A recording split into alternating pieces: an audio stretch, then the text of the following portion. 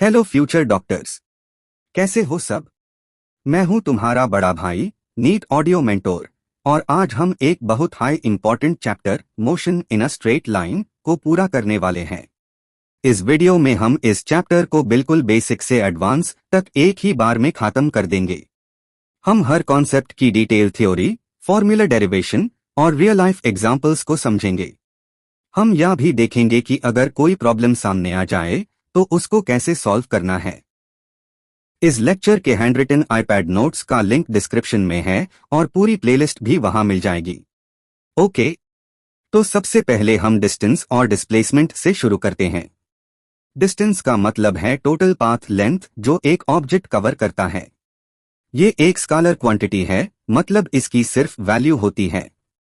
Displacement का मतलब है इनिशियल और फाइनल पोजीशन के बीच का सबसे छोटा रास्ता। ये एक वेक्टर क्वांटिटी है, मतलब इसके पास वैल्यू और डायरेक्शन दोनों होते हैं।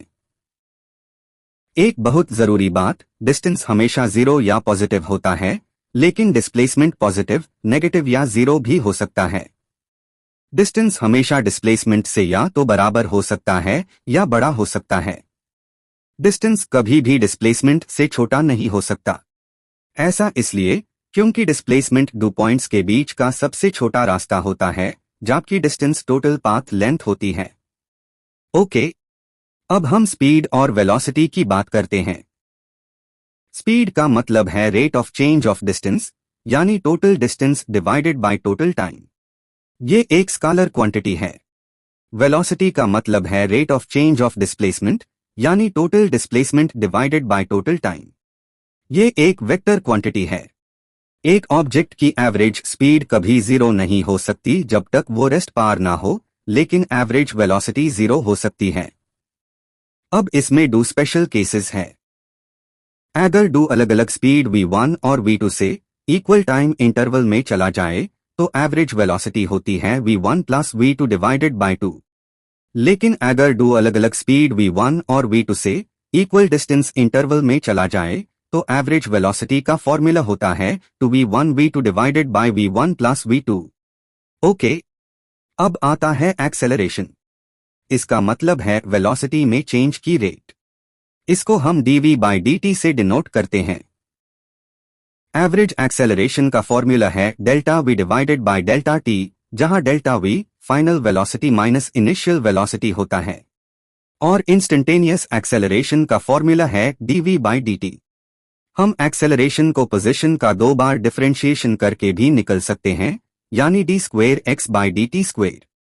एक और बहुत इंपॉर्टेंट फॉर्मूला है a equals v dv by dx। इसका यूज टैब होता है जब एक्सेलरेशन टाइम पार नहीं बल्कि पोजीशन पार डिपेंड करता हो। अगर एक्सेलरेशन की डायरेक्शन मोशन के अपोजिट हो तो यूज रिटार्डेशन कहते हैं। ओके, जब एक्सेलरेशन कांस्टेंट हो तो हम इक्वेशंस ऑफ मोशन का उसे करते हैं। ये तीनों इक्वेशंस बहुत जरूरी है। चलो इनको कैलकुलस से डिराइव करते हैं। पहली equation v equals u plus at. हम जानते हैं कि a equals dv by dt। इसको हम dv इक्वल्स अ dt लिख सकते हैं। अब दोनों तरफ इंटीग्रेशन करते हैं। Integral of dv from u to v equals integral of a dt from 0 to t। Integrate करने पर v minus u equals at मिलेगा, जिसे v equals u plus at आ जाएगा। ओके, दूसरी equation s equals ut plus half at square. हम जानते हैं कि v equals ds by dt। Velocity की जगह पहली इक्वेशन से u प्लस एट डाल दो, तो ds equals u plus at dt हो जाएगा। अब दोनों तरफ इंटीग्रेशन करते हैं। Integral of ds from 0 to s equals integral of u plus at dt from 0 to t। Integrate करने पर s equals ut plus half at square मिलेगा। ओके, तीसरी equation v square minus u square equals to s। इसके लिए पहली और दूसरी equations से टाइम t को एलिमिनेट करते हैं। पहली इक्वेशन से t equals v minus u divided by a निकालो। इस t की वैल्यू को दूसरी equation s equals ut plus half at square में डालने पर v square minus u square equals to s मिल जाएगा। ओके, ग्राफ्स से हम मोशन को विजुअलाइज कर सकते हैं। पोजीशन टाइम ग्राफ का स्लोप वेलोसिटी बताता है। वेलोसिटी टाइम ग्राफ का स्लोप एक्सेलरेशन बताता है और ग्राफ के नीचे का एरिया डिस्प्लेसमेंट बताता है। एक्सेलरेशन टाइम ग्राफ का एरिया वेलोसिटी में चेंज बताता है। कांस्टेंट एक्सेलरेशन के लिए xt ग्राफ पैराबोला होता है और vt ग्राफ स्ट्रेट लाइन होता है।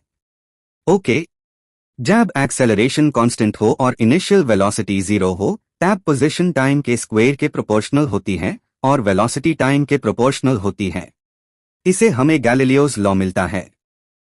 गैलीलियोज लॉ कहता है कि हर एक सेकंड में चली गई दूरी का रेशियो 1.357 होता है और टोटल डिस्टेंस का ratio 1 square to square 3 square होता है।